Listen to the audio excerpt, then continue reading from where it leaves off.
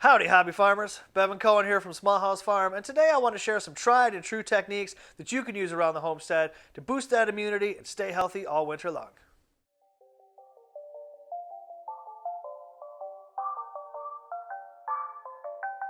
Brewing herbal tea is my go-to method for staying healthy in the wintertime. There's so many wonderful herbs that we can choose from, so we get to explore these different flavors as well as the health benefits of so many plants from around the farm, right? I love echinacea, elderberry. Both of these herbs are antiviral and wonderful for boosting the immune system.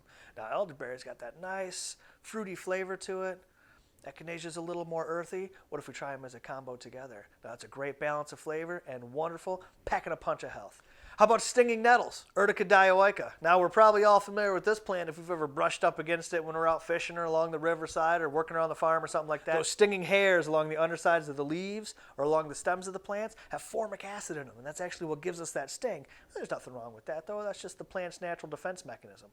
Let's gather those herbs up and dry them out. When we dry nettles or expose it to heat, it dissipates this formic acid, makes it safe to ingest and to brew tea. This herb is packed full of minerals, wonderful as a tonic in the wintertime. Brew a nice cup of tea. It's got a very green, fresh flavor. It's going to keep you healthy. Add a little bit of honey, maybe some garlic to it. That's good tea right there, buddy. How about pine needles?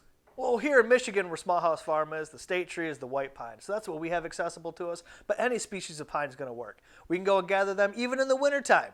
Even if the world is covered in snow, these trees are standing tall, waiting for us to come and gather their needles, right? Harvest up some of those needles, chop them up, add them into a tea blend. These needles are filled with vitamin C, exactly what we need in the winter to help fight cold and flu.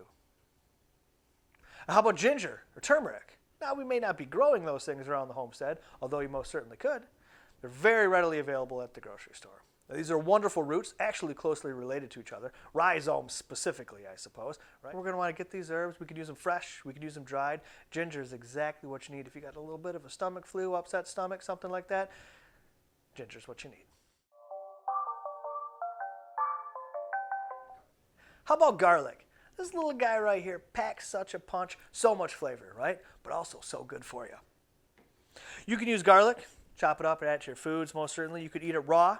You could add it to your teas. There's a multitude of ways that we can use it. But the reason we want to use garlic, zinc. Garlic's very high in zinc, and zinc is exactly what we need to battle the common cold. So make sure you use garlic in all of your meals.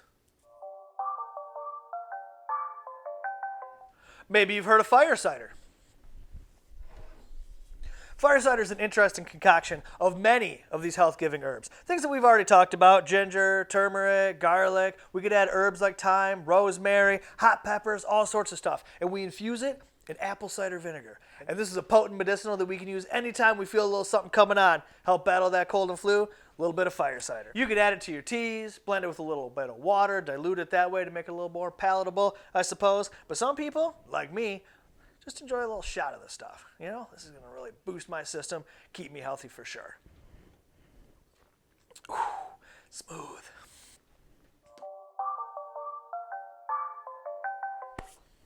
How about syrups? And I'm not talking about cough syrup from the pharmacy. I'm talking about syrups that you can make with herbs right at your homestead.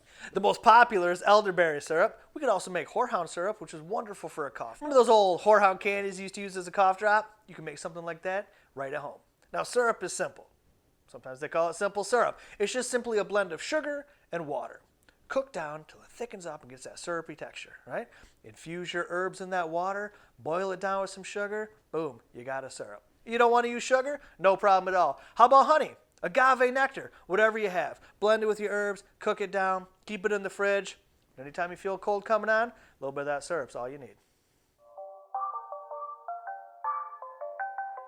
Another great herbal product that we can make right at home is a topical rub. Think of it sort of like a vapor rub product, but stuff we can make with herbs right out of our own homestead.